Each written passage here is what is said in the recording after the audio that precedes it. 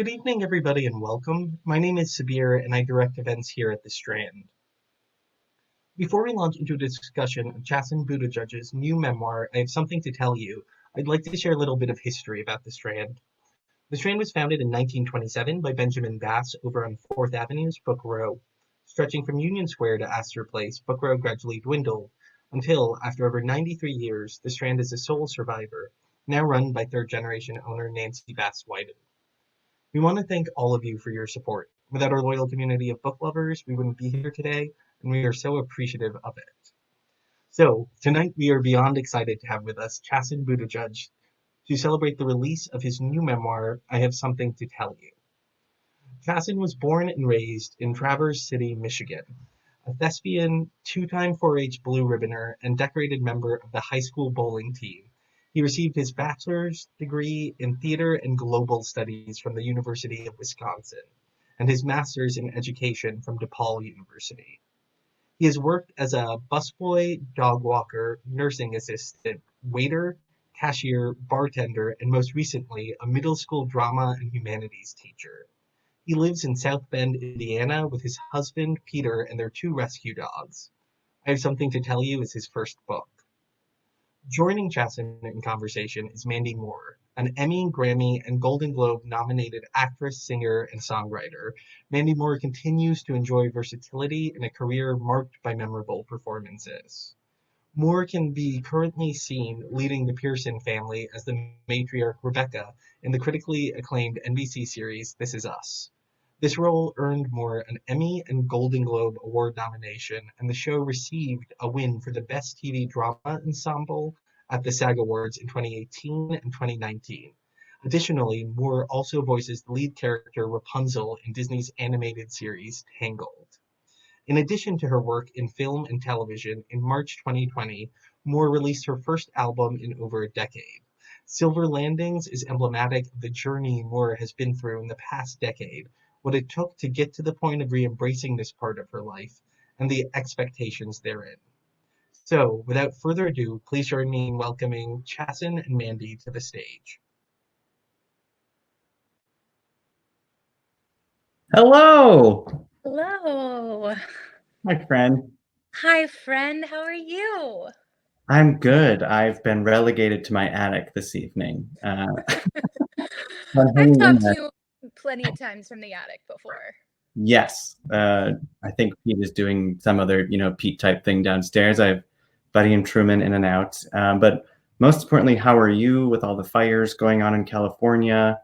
We're hanging in there. I'm all right. Sort of tried to escape a little bit because we're very close to the Bobcat fire. We live on that side of town. And it's scary and smoky and hard to breathe, but what are you going to do? It's part of living on the West Coast, I guess, nowadays. But Yeah. How are you doing? How are you holding up? How are the pups? How's life? They're good. We announced today Buddy's lost 10 pounds. So for anyone following along, our Puggle on a weight loss journey, it's official. He went to the vet. Truman's asleep behind me, and we're all just hanging in there. We're doing well. And Good. Here we are on a virtual book tour. I wish we were together with all of you. That would have been fun, but at least we get to do these barefoot, Yeah, exactly. I have sweatpants underneath my dress right now, and no one knows that but me, and the people that are in this room. But and no one can deny that they've done the same thing. The what? I mean, we've all done it, right? Yeah. Sweatpants under your dress? Who doesn't? How is it though releasing a book in the midst of a pandemic? I know we did talk about. Yeah. It feels like many moons ago when this book was sort of forthcoming. I know we talked about like the excitement of going on like a book tour and everything that would sort of encompass. Like how have your expectations been sort of modified, I guess, living in the midst of what we're living through and what this new normal is, and what's it like to release a book during this time? It's very strange. I mean, of course, it's a bummer. I wish I was, flying around the country and, doing my own thing. Sure.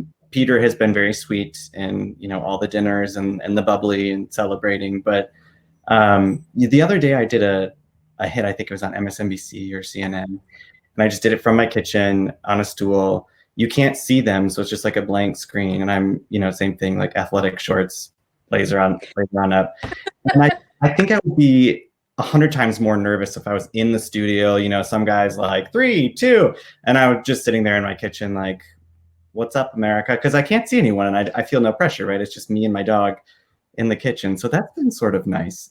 Right. The best part is people's stories, their comments, their reviews that they're leaving. It is strange to spend so much time writing something, and in a way you start feeling disconnected from it because you're going over it over and over and over again. And then people writing things like, I'm so glad you talked about this, or this really resonated, or I really saw myself in this. And it's like, oh, it's actually out there. People are reading it and it's connecting, you know, and that is just, it's such a gift, you know? I think that sort of speaks to how I want to sort of like jump into all of this. You have this exceptional gift, Chasten, that I think people just naturally gravitate towards you. Oh. And it's true. You already have so many fans and champions who I know and I've seen firsthand have sort of been on your side since day one, since sort of becoming a quote unquote public person. And the interest in seeing you take this deeper dive and show us what really makes you tick, it seemed to me, spending time with you and seeing the reaction that people have to you, that this just seemed like the next logical step, like writing a book. But how the heck did this come about? And then to follow that, like, what was the most challenging part of writing a book, and this book specifically? Yeah, you know, it was shortly after Pete launched, someone approached from the agency and said, we really think you should write a book. And I was like, yeah, right. No way. There's no way. And, you know, I started working on it on the campaign trail. It was cathartic some evenings when you just want to get everything out of your system, long plane rides. And the more I kept going back to the editor, you know, and the publishing company and saying, I just don't think I should write a memoir. You know, I'm 31. It doesn't make sense. Maybe some essays, maybe some reflections. But the hardest part of deciding what it was, what to call it, was letting my guard down. Because in politics, people don't do that. People don't get vulnerable. They don't talk about things like I talk about in the book. And I said from the very beginning, I'm going to talk about all of it because I want people to know me. And I'm going to talk about the awkwardness of dating and coming out and, you know, figuring out who you are and kissing a boy for the first time and, you know, peeling back the curtain on politics and talking to people about how exhausting it was on the campaign. I just want people to sit in those feelings the way I've been sitting in them for 31 years. And Peter encouraged me to write that book. My editor encouraged me to write that book. And I was really scared to, because you write it and then you go to hit send and you're like, I don't know if this is the right choice because my husband's in politics. I guess I'm in politics now. And this could come back to haunt me later, the way I've been vulnerable, the way I've talked about things. So really it wasn't like the writing of, you know, trauma and abuse and things like that are covered in the book. It was deciding to hit send and approve that final draft. Yeah, I can't even fathom it. It's so bold and it's so brave and it's so indicative of everything we sort of collectively have come to know you as and know you for. But still, it's like, you know, we've been friends now for a little over a year, and it's I mean, I wouldn't say we're like the best of friends just because we're still getting to know each other, but there was so much that I felt like I learned, and I was particularly so like excited to dig into like some of the earlier stuff in your life. I won't dwell on the Hawaiian shirts because truly no judgment whatsoever. But that was when I was reading the book, I texted you. I was like, this was a fun fact for me. This was something I never saw coming. One of my best friends from school will just randomly text me this photo she took of me in 7th grade in this like bright orange Hawaiian shirt, round glasses, right? And I'm doing like a very classic Chasten face. I'm like, you know, and it'll just like, it bombs my phone. Like, thank you for reminding me. It just, that detail for some reason really tickled me. I loved it so much. But So you discuss a lot in the book about sort of growing up in an environment with sort of like this macho, strong attitude that Yeah. sort of revolved a lot around hunting and sports. And Yeah. yeah, we've heard a lot about you winning ribbons and prizes for raising steer, and you remember 4-H. Being surrounded by all of that energy, you know, did it make you feel different from your community, from your family, from your friends, your neighbors? Can you sort of unpack that a little bit more? Yeah. It was like a master class in toxic masculinity. I mean, no one wants to be different in high school, right? And the bubble I was growing up in was very toxic and hyper masculine, and your masculinity was equated to your participation in things like 4-H, trucking, jeeping, you know, mudding. And while my brothers were very good at athletics, not as good as me on the bowling team, I will just throw that out there. You know, I was totally a mama's boy. I spent a lot of time at the Old Town Playhouse. I was into theater. I was into OM, which is another theater organization. And everything about me, or everything that I was feeling on the inside, no matter what community or what group I was in, just told me that something was wrong, that I had to perform a certain way to blend in. And I was so terrified that people would figure that my biggest secret out. And so I did the 4-H, and I went on Dad's fishing trips, you know, and tried my best to stick my neck out and outperform other people academically and socially, because it was everything that I could do not to be found out. And in a way, I never really felt like I could be my authentic self. And while I got to do many things that I enjoyed, I never felt like I was doing them as my truest self. Yeah. Well, speaking of your truest self, or your evolution to finding your truest self, one of the parts of the book that I found fascinating was all the time that you spent in Germany. And this was, you know, clearly time away from home, where you made some good friends along the way. Yeah. How did that experience change the way that you thought about yourself? And are there lessons, things that you gleaned during that time that still influence the way you think now?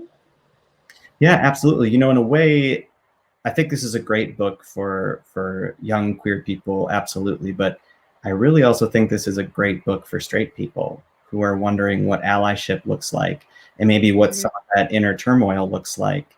I went to Germany with this secret, and everything that I had learned growing up in Northern Michigan, in all of the groups and communities I was part of, told me that thing about me was wrong, and it was twisted, and therefore I was broken.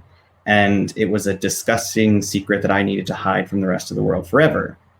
And then I went to Germany. I got a scholarship to go study abroad my senior year of high school. And I was very excited. I mean, I studied German for 4 years, but what it really was a golden ticket out of Traverse City. I really just needed to get out. And I made friends, and like I write in the book, it's not that I found the courage to kiss a boy, it's that I got to drink enough beer to find the courage to kiss a boy and have vulnerable conversations with other people. And I found a group of friends, and I remember talking with a friend about this thing that was just eating me from the inside. And she said, "Oh, maybe you're just gay." And it was so matter of fact that you could just be that, and it was okay. I hope you can hear Buddy just like drunkenly stumbling up the stairs. Hi, Buddy. Thanks for joining us.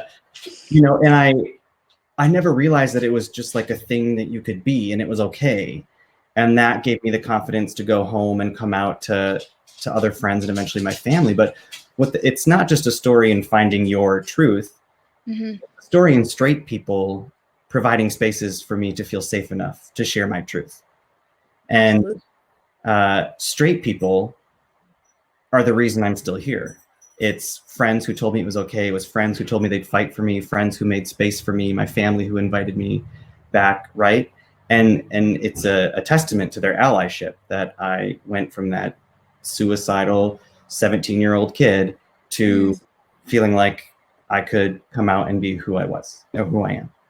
Yeah.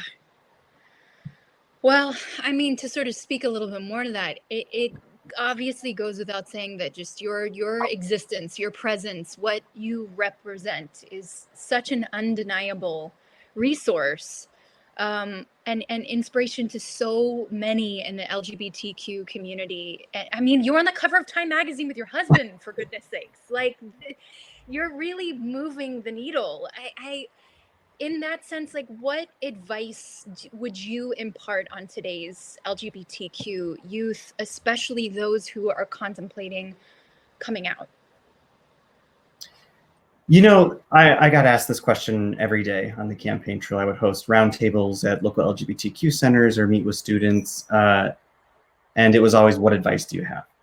Yeah. And I wish I would have had someone look me in the eyes when I was, bye, buddy. I mean, honestly, I wish I would have had someone in high school who looked me in the eye and just said, your dignity is not up for debate.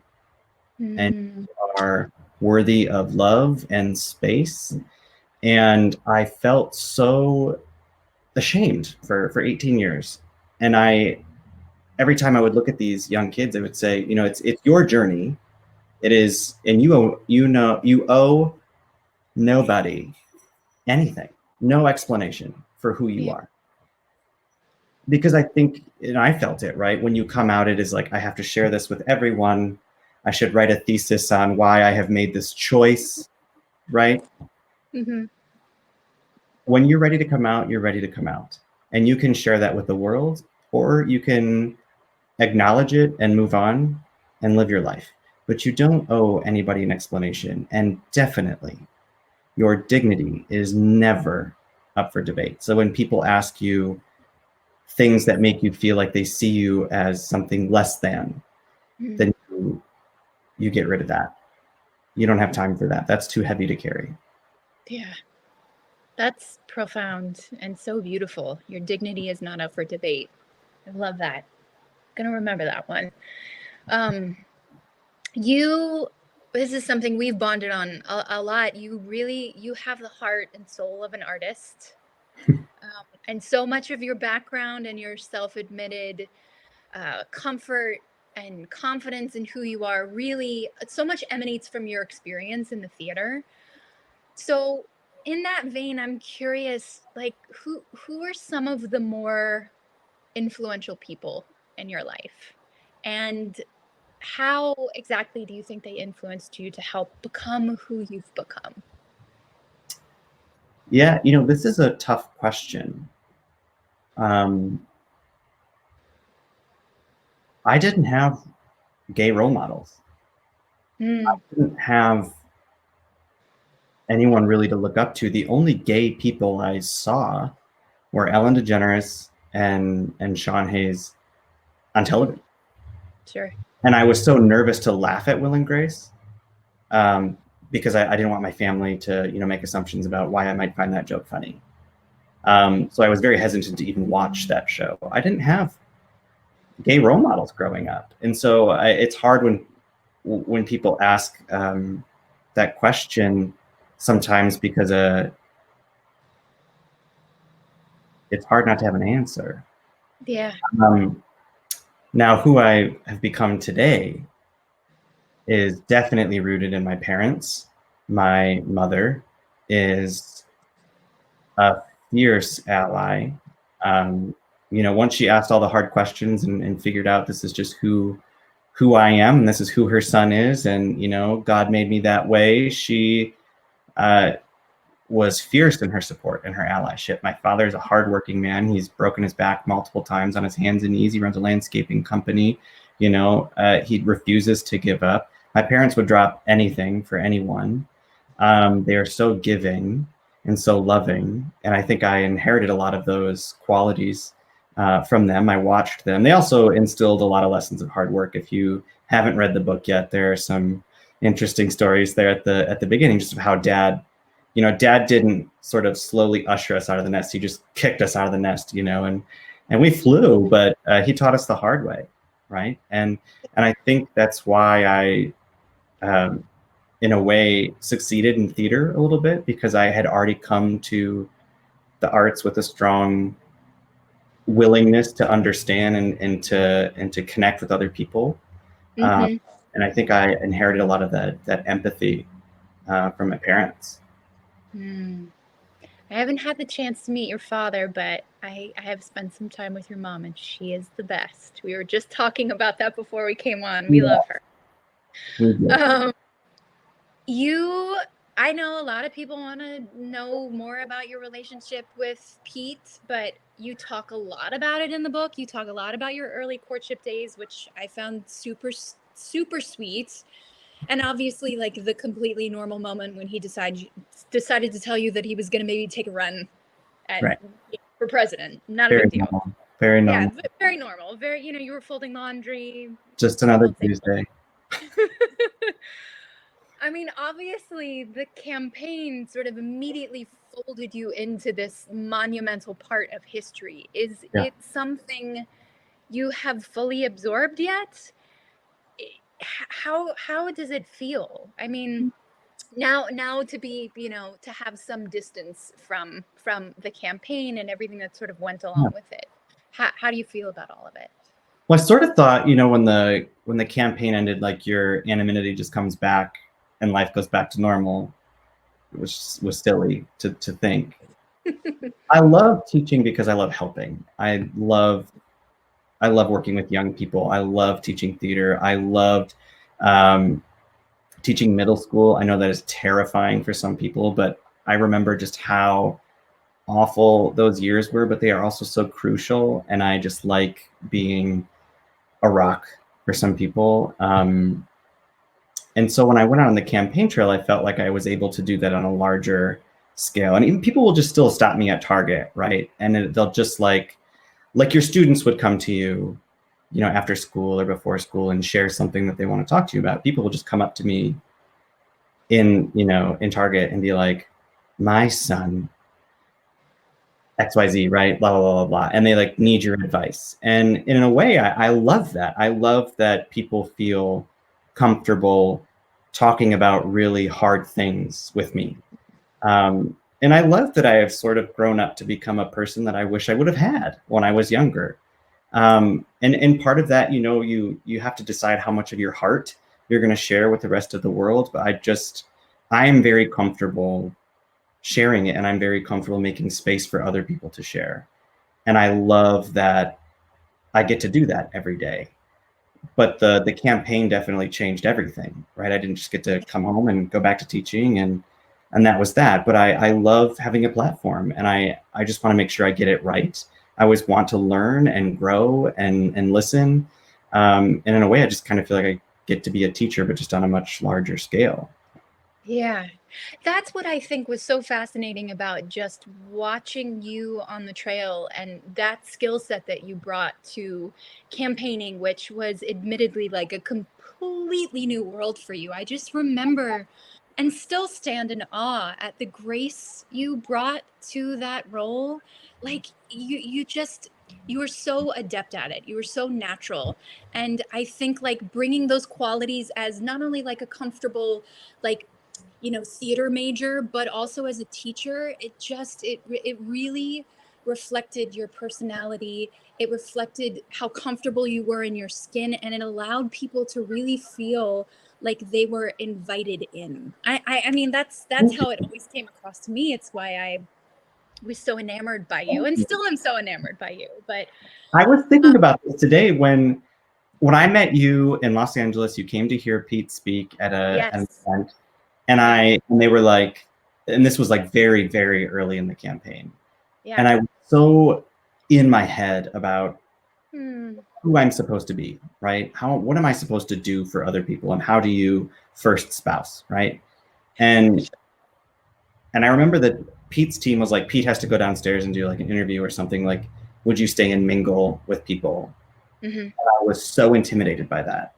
And then you came up to me and you were like, hi, I'm Mandy. Can I get a photo? And I told everyone that story. But I think about who I was when I met you then.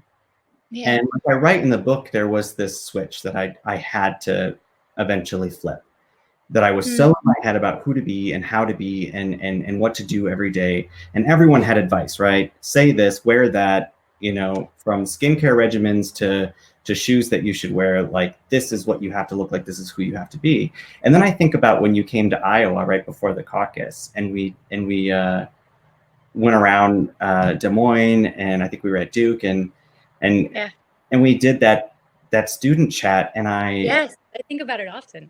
I look at that person and it's like, that is who I am. And I'm so glad that is what I ultimately decided to be, myself. Because not only were we having fun, and I think I was very open with people. I always try to bring some humor into it. But I'm so glad that the person, the confused Chasten, figured out that the best Chasten to be was just Chasten, you know? Sure. But how could you not be confused? I mean, I was actually going to bring this up. So we met in Los Angeles, because I have a larger question to that that sort of revolves around the job. But we met in Los Angeles. There was an event that Pete was speaking at, and he hadn't even announced his official run. It was just, he was sort of in the exploratory committee phase. And I remember the person who invited me to this event said that you were going to be there. So of course I had to do my due diligence. I looked you up on Twitter. I saw how funny you were, and I was just like immediately struck by your personality, started following you. And then I spotted you at the event, like standing all by yourself in the corner, and I accosted you for a picture. But I remember feeling giddy about all of that. And in the book, and we've had subsequent conversations about this, you talk a lot about finding your voice and coming into your own, especially in regards to social media, which is, you know, whether or not we like it, it is an indefinite part of our jobs. Yeah. Do you find it as much of a challenge now, especially now that you're off the trail? Yeah. You're talking about your book. Like, do you feel this greater sense of freedom and maybe a little bit more of a relaxed sense, or less of a responsibility than maybe you did when you were on the campaign trail, or even, I guess, just in the beginning of sort of figuring everything out? I'm so curious about that. Yeah, it's not that I ever felt muzzled, right? I never felt like the campaign was saying, do not do this, you can't do that. I just very well understood the parameters I was working within. And if you've read the book, like I talk about in the introduction, to be a political spouse is to be everything and nothing. So you have to be well-read on the candidates' policies. You always have to know like what Peter has talked about, what he hasn't talked about, because you never want to speak for your husband. You never want to speak out of turn. You don't want to make news, but you also have to be on 24 hours a day, always be smiling, always cognizant of where the journalist and the camera is, but then also be nothing. Do not hog the spotlight. It's impossible. Don't make a news story. Don't cause any drama. And that... I just knew that was the tightrope I was walking. So it's not like I felt like people were breathing down my neck every day, you know, checking my Twitter copy. I just knew that I couldn't say some things because many journalists would just pick it up and run stories about it. I mean, I remember when one of like Mike Pence's minions like tweeted something, and they were like, you know, Mike Pence isn't homophobic. He's having lunch with the gay prime minister of Ireland. And I'd like very gently pointed out on Twitter, it was like, I've had meals with people who are, you know, would gladly deny me my equal rights. It doesn't mean they're not homophobic. And it was like Breitbart, Fox News, the Hill. It was like Chasten Buttigieg slams Mike Pence for, you know, calls him a homophobe. So you just know, like, whatever you say, Twitter, like literally every tweet is a press release. Yeah. And for the first few months, I just felt like everyone was always asking me, like, would Michelle Obama tweet that? And I was finally like, I'm not Michelle Obama. I can't be someone else. I'm just going to be myself. And I like using GIFs or GIFs, whatever you want to say. You know, I like using humor. I like drawing people in. I like peeling back the curtain. I like poking fun at how this process runs. So yeah, now that the campaign's over, I feel like I can say more things just because Pete's not running anymore and people aren't going to run stories about it. Right? Yeah. And I know social media can be such a dumpster fire. And I love how you use your platform, right? Always trying to elevate the conversation, show up for other people, make people feel good, make people feel seen. Like sometimes you get drawn into the drama, but like everyone's just talking at one another on Twitter. They're not Sure. they're not talking with one another, right? Like, when have you ever seen someone on Twitter be like, wow, thank you, Candace. I've never seen it from that perspective before. Yeah. I'm definitely going to vote for your candidate now. Like, no one's having that conversation on Twitter.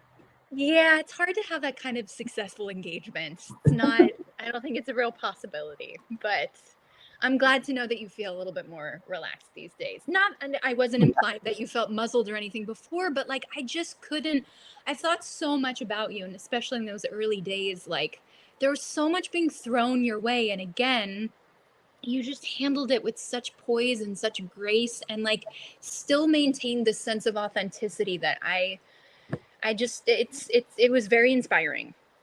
Well, thank you. I remember in the early days, what that launch, that kiss, right? Yeah. And everyone was talking about the kiss. And reporters would ask me about the kiss. And again, don't make news. Don't say anything out of turn. Sure. But I always wanted to be like, why are you asking me about this? Why aren't you asking the straight people why they're kissing on stage? Yeah. But I just knew I couldn't call it out. Sure. So now I can. Making news here, breaking news. Not to get into the weeds about this election cycle, because even though I know it's a very, healthy part of your diet, steady part of your diet, as it is mine. Yeah. But I think your message on the trail and in the book, a lot of it revolves around issues that affect the lives of everyday Americans in a personal way, yourself included. Yeah. And I love how particularly there was a lot shaped around healthcare and your mom's cancer battle. And, even your emergency room visit that cost like $12,000 and just added to your debt. Why do you think it's so vital to have these conversations and to bring these kinds of issues up, especially right now? Yeah, I mean, at the end of the day, all politics is personal. And it is a fundamental conversation. Is my life better or worse based on the person who is elected in office? Yeah. And when I was out on the campaign trail, I just talked about it all. I was like, I'm not political. I didn't grow up political. I never felt, welcome to politics, but politics just happened to me. I grew up gay in conservative Northern Michigan. I watched my mom battle cancer. I have all of these experiences of politics just happening to me. And when we go out in Iowa, people aren't talking about wine caves in Iowa. They're talking about crops, tariffs, healthcare, gun safety. There's the Mom Demands Action. Mom's there holding you accountable. There are teachers there, healthcare workers. There's the veteran there who wants to know what your husband's going to do about the VA. They're not asking you about Twitter drama. They want to know, are you going to make my life better or worse? And beyond that, do you see me? Do you understand my lived experience right here in Iowa?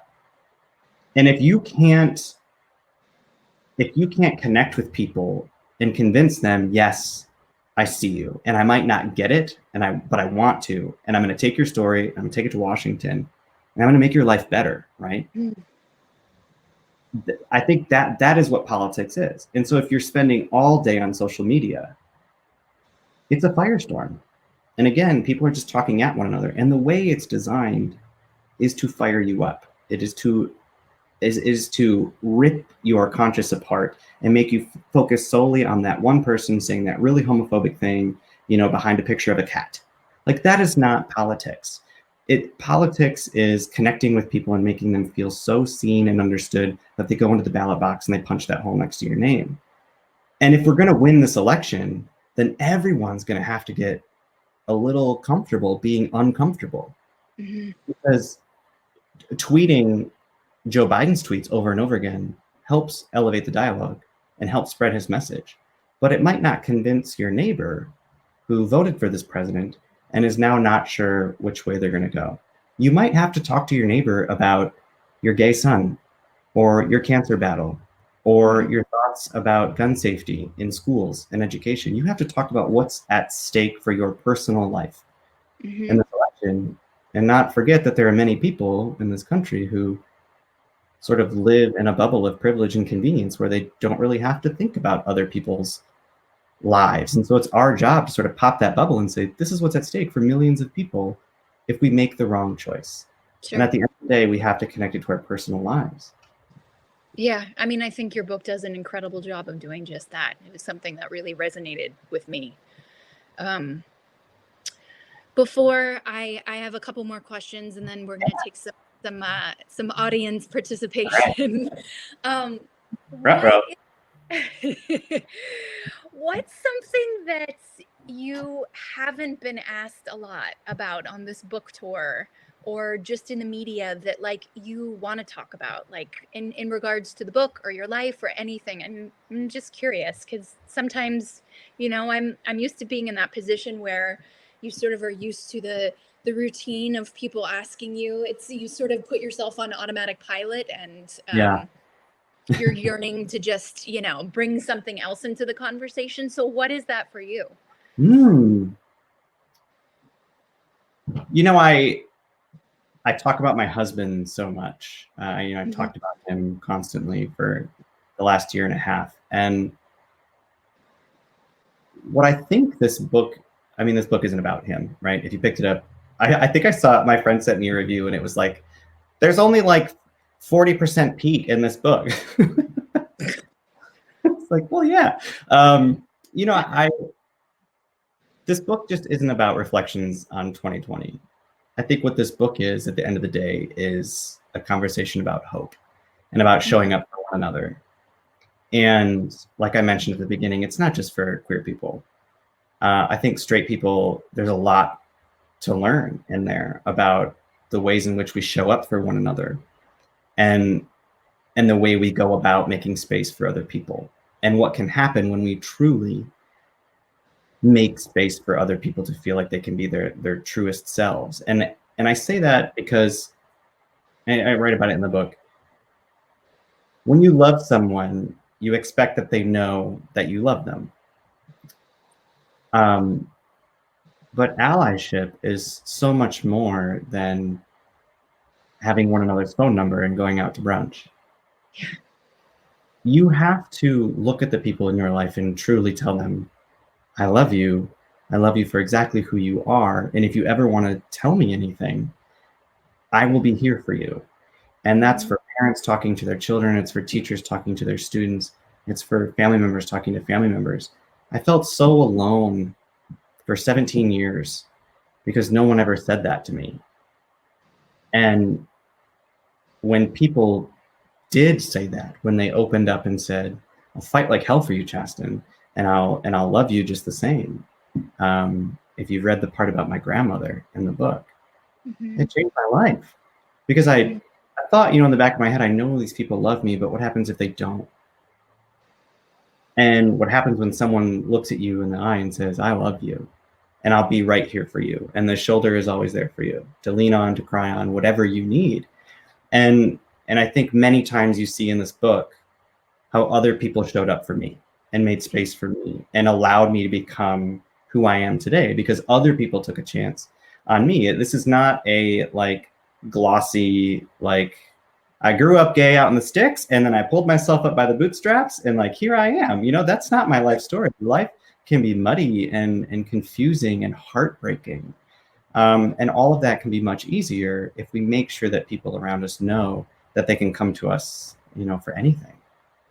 Yeah. I mean, I just think there's nothing more powerful than giving someone permission to be themselves. And that's exactly what your book has done, and given way for people to just truly kind of be their authentic selves. I mean, as you know, a sister of two LGBTQ brothers, it gave me a greater sense of understanding and empathy and what it means to be an ally and to be as supportive of family member of them as possible. And even my brother-in-law actually reached out to me, man, just a couple nights ago, and had just finished your book and was like, I feel like his story is my story. He was so deeply touched. And this is a, you know, 40-year-old man who's been married for 12 years and you know, is comfortable in his skin, but it was so enlightening for me to hear that from him as well. Like, his story is my story, and it gives him,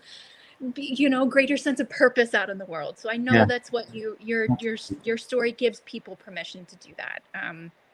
And before we dive into audience questions, I just have one more random, very random, not remotely serious question, but you were a Starbucks barista. I wonder if that makes you now a bit of a coffee snob. Like, what's the coffee situation? Because I am a self-admitted coffee snob. Like, what's the coffee situation? Sure. I mean, it's so funny when I go to Starbucks with my mom, and I'll maybe order like an iced coffee with like a pump of something and like a splash of milk. And she'll be like, meh, meh, meh, meh, meh, meh. You know, like I asked for two things, but it is like very different world. It was very hard for a long time when you've worked at Starbucks for years to like watch other people make your drink at Starbucks. But like, here's my large message about Starbucks. Give your barista a break. Honestly, I have seen the worst in humanity working at Starbucks and wearing that green apron. And Sure. I don't know if that part made it into the book. I remember talking about it. Like the woman in the airport who was just like berating. And it was like, sometimes, okay, for everyone watching, you might have to step in. Like you might have to step in because they're human beings. Your baristas, your waiters, your bartenders, they're human beings. Sure. And I got to be honest, like when you treat people like garbage, they're probably going to make your drink like garbage. Like, come on now. You're asking for, you know, a milkshake and you're treating me like, ugh, don't get me on my soapbox about Starbucks. But my sorry. No, I just no, for everyone. To go down a rabbit hole, I just was curious about your coffee situation at home because I'm a coffee snob, and I feel like if we were surrounded, like, are you expected to make like latte art at home? Like, what's the deal? No, Pete and I are very different, but we have everything, right? Like we have the pour over, the French press, the Nespresso machine, the regular brew pot, like everything, like our whole counters, like whatever you want. And then I'm an iced coffee person. Make some iced coffee. And I like milk in my coffee, and Pete's just like black coffee. You could just like ground up cigarettes and pour hot water on him. He'd drink it. Like he does not he does not care about coffee at all the way I do. But oh well. Such is life. No, it's interesting. It's very telling how people feel about their coffee. So it's good to know. Good to know about you. Let's jump into some of these questions from folks here. This is something that I know the answer to. Chasten, I heard a rumor that you and Mayor Pete are board game nerds. Is that true? If so, what is your favorite game? Sort of. Although I feel like we really need to branch out. But we play a lot of Risk and a lot of Ticket to Ride. What's Ticket to Ride? Mandy, we'll have to do this offline. There's a whole game. You're gonna love it. You can play on the app. Great game. Easy to learn. Fun for everyone. Yeah. All right, I'm gonna hold you to that. We tried to do Risk for a second, like kind of early days in quarantine. I bowed out right away. It was just the three, my husband and you and Pete, and it was pretty fantastic. Like, it's just fun to see, you know, like what competitive edges, like people, what sort of bring out in people. I love that. One night, Peter and I we got for Christmas, we got each other Game of Thrones Risk, and we like dimmed the lights and we had wine and we like played the Game of Thrones soundtrack and like got into the zone. And I love that about my husband, that he'll go along with that. He's game for it. If you could star in a Broadway, this is a good one. If you could star in a Broadway musical, what role would you play and why? Well, I can't sing to save my life.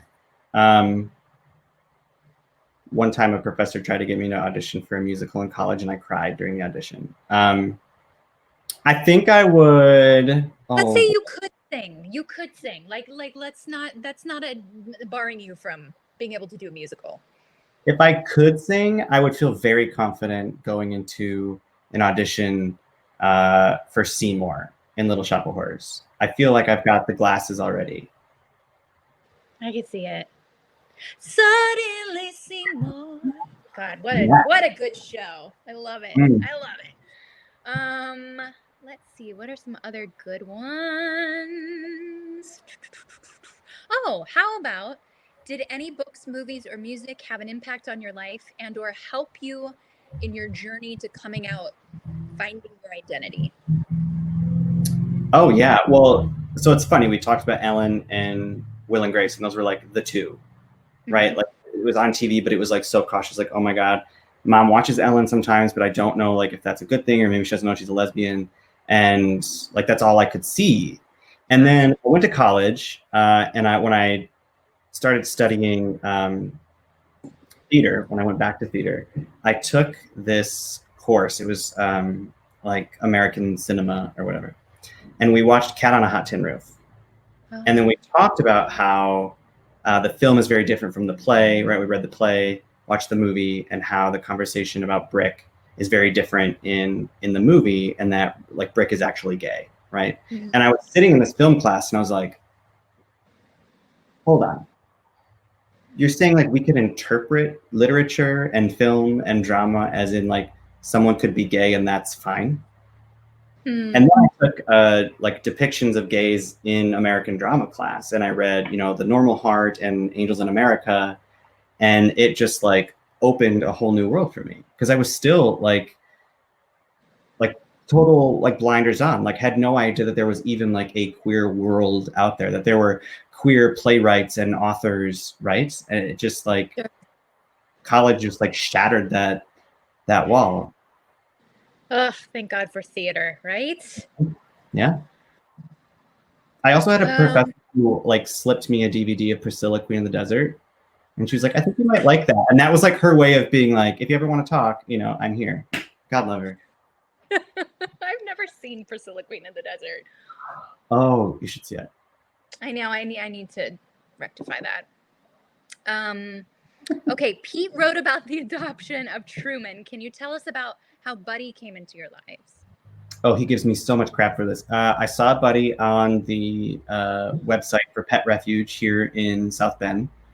I loved him right away. And I went to look at him without Pete. And he was so sweet in his cage, and he was like climbing up onto my lap, and he's only got the one eye, right? And he's like super overweight. And they're like, he just needs a lot of like TLC, you know? And he had been there for like 6 months, and I just fell in love with him. And so I think I went back again to see him and then told Pete about him. Like, I really think this could be good for Truman. So we brought Truman there to see if they would, you know, be okay around. If they were compatible, sure. They were totally compatible. And so we went back into the building, and she's like got the folder out and everything. And I just like put the credit card down on the table, and he was like, oh, are we like doing this now? I was like, well, yeah, why not? Like, are you going to let this puggle sleep one more night in that cage? Like, we're taking him home. And I love it. He whined in his kennel all night because we were trying to slowly introduce him to the home. And we had to let him out of the kennel, and he ran right upstairs, right up onto our bed. And that's where he is every day now. Just meant to be. It's meant to be. Pretty much. Gosh, what else? Oh, there's some funny questions, friend. Okay, you mentioned a lot of the advice on the trail, skincare, what you wear. What was the worst piece of advice or the most ridiculous thing that you were given? Oh, I don't know if it's ridiculous, but I do remember, and I feel so bad. This woman gave me a giant box of books, and she's like, I really want to donate this to your classroom. And we were like, oh, you know, I'm out on the trail, and I'm like flying to like 5 different states. Like, I can't take, you know, carry-ons only on the campaign trail. Like, what do we do with this massive box of books? We eventually found a place to donate them, but like right at a rope line, saying hello to a bunch of people, and she's just like, here are books. Oh my goodness. Yeah. Okay, yeah, that's definitely an odd gift for someone, but thoughtful. Oh, how about this? How is the experience of recording the audiobook different than writing the book? Did you have any moments where you were like, oh my God, I can't believe I wrote this? Is it too late to edit this out? Or did you find certain parts harder to read, maybe more cathartic to read? Yeah, What was well, I'm very different from Pete. So I wrote a lot of the book out loud. I would dictate, or I would go on walks and tell stories, or just record myself telling stories, because I wanted the book to feel conversational. I wanted it to feel like people were, grabbing a drink with me and just telling my story. And I noticed that the stories came out very differently when I was like pacing the room and pretending I'm, telling a story in front of friends versus in my head writing it down. So reading it out loud was just the first time I had read it out loud front to back. And I remember stopping at one point. I was like, I swear a lot. Like, no one flagged that for me. I did not notice. So I'm really sorry, but, No, it's just passion. I love it. Just passion. It's passion coming through. Oh, what was your favorite moment on the campaign trail, or from the campaign in general? Yeah, there were, everyone has a story and everyone is wonderful. There was a girl, Bridget, in Iowa, who met Pete before I got to meet her, opened up to Pete about her autism and said, like, I'm not going to live ashamed of who I am anymore. And like, you've inspired me to just live my truth and be who I am. And we got to see her many times on the campaign trail. There was this really wonderful family in New Hampshire that followed me. Like, anytime I came to New Hampshire, they were there volunteering, and their son was on his own identity journey and needed a lot of advice about what to do with a homophobic school administration. And so eventually these people started to feel like family. Every time you came, they'd show up and you'd see them, you'd, connect. And it's just whenever someone would like go in for a hug, and like people would break down and they'd be crying and they would whisper these things in your ear, like, I just came out to my family, or, I finally came out after 70 years, or, just these most personal things. And you're working at Ropeline, there are thousands of people and you want to spend time with everyone. But when someone sees themselves in you and feels so comfortable opening up to you for 10 seconds, it truly was the wind in my sails every day, knowing that you got to show up and be that person. Because there were some really hard days, but then you would get out of the car and go into the center and you'd meet kids who really needed to see you that day. And it was all special. It was wonderful. Oh, yeah. I can't imagine. That's such a tremendous sense of responsibility day in and day out. But it helps when you're sort of buoyed by meeting people like you just mentioned and hearing their stories. It's like it does help you keep, continuing to put one foot in front of the other. Yeah. Chasten, you're such an inspiration to so many. How do you motivate yourself when you've hit a roadblock? That could be creatively, emotionally, anything. How do you power through? I'm a roller coaster. I'm a true Cancer. I'm all in my feels. Pete, like, if he needs to recharge, he like reads a book and pours a whiskey, like clockwork, right? And for me, it depends. I might want to watch like Real Housewives and eat a pint of Ben and Jerry's. I might want to like jump on the Peloton. I might want to go for a walk with the dogs. I call friends a lot, and just saying things out, especially on the campaign trail. I felt so, the world was going so fast, and then just talking to a silly friend, talking about their day. But when I hit a roadblock on the book, sometimes I was like, well, I don't got it. And then sometimes I kind of pushed through the pain, like talk about the thing that you really know. Or talk about things that are never going to make the book, but might feel really good to put on the page. A lot of those chapters went in the shredder and never made it to the book, but it helped me process a lot of things, right? I think we put I can't stare at a cursor on the page. Like, that just intimidates the hell out of me. So I do a lot of talking, clearly. But that helped me record stories and sort of get out of my head, because you can just ramble and then eventually you find the good stuff. Yeah. That's like part of the creative process for any writer. It's you have to put your, as they say, your butt in the seat and just do the work and show up And Yeah. I think that's like the catharsis, is just writing something and then you can edit it later. Yeah. You just have to start. God, there's so many questions here for you. Oh, what flavor Ben & Jerry's? Ooh, very basic Cherry Garcia. Oh, classic. Yeah. Classic. Let's see. So many good ones.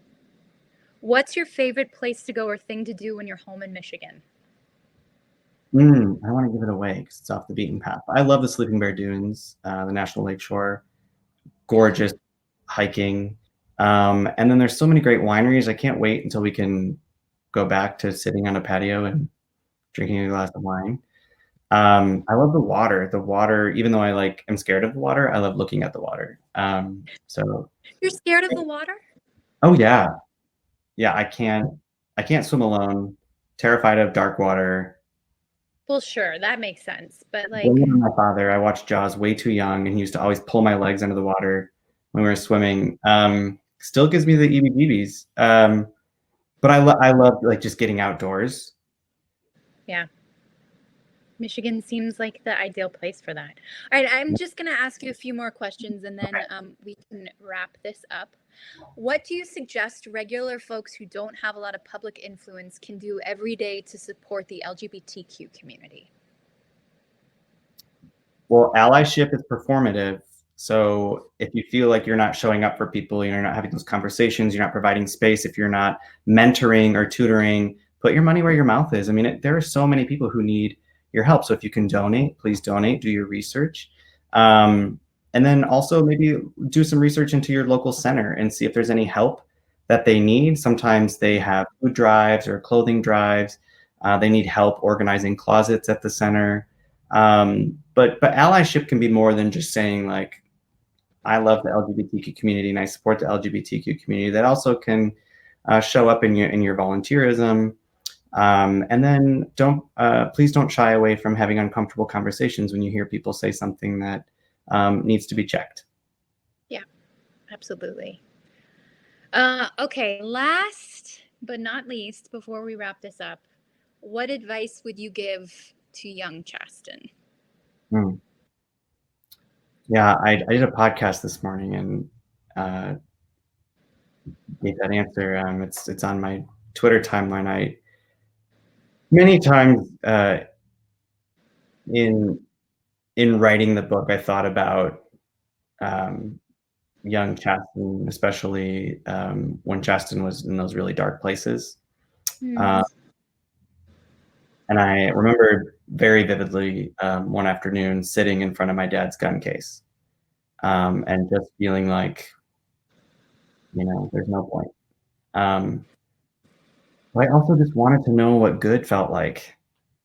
I wanted to know what love felt like. And, would I ever fall in love? Would I ever be married? Would I ever have kids? Would I ever feel comfortable in my body? And gosh, I wish I could just go back and tell that kid, like, just you wait. And I know that, that phrase, it gets better. It sounds like bullshit sometimes when the world just seems so crushing. But it did, and it does. And it might not seem like it right now because you might not have found your people yet, but your people are out there. And they can't wait to meet you. They can't wait to celebrate you. And sure, the bad felt terrible, but the good was so good. The privilege to love someone else and be loved by someone else and to find community and purpose. I wish I could go back and tell him, like, you are not going to believe the things you're going to do. Just you wait. I love it. Yeah. Well, thank you. Thank you for your candor. Thank you for your warm, loving, approachable, candid, hilarious, vulnerable book and sharing so much of yourself. I mean, as someone who knows you a bit and who really just adores you, it's like I finished the book with this deep breath and I remember thinking, like, this person is bound for so much. I cannot wait to see what he does next. And I just want to congratulate you on your New York Times best-selling memoir, friend. And I didn't have to leak any secrets about Donald Trump. That is a badge you get to carry around for the rest of your life now. So you deserve it wholeheartedly. Thank you for letting me have this conversation with you. Congratulations. And thank you all for joining us today too. This was so much fun. Thank you, Mandy. Please stay safe out there. We are all thinking of you. And thank you everyone for watching and for believing in this book and the story. I'm so touched that you purchased a copy. If you have the ability, I hope you'll make sure it gets in the hands of someone who you think could use it, or donate it to a center that might need a copy. In a way, I wrote a book that I wish I would have had when I was younger. So if you think you know a place that could benefit from a copy of this book, I hope you'll consider that. And thank you to the Strand for hosting us. I know it's a bummer not to be in person, but I really appreciate you making the time for Mandy and I to have this conversation. So thank you, everyone.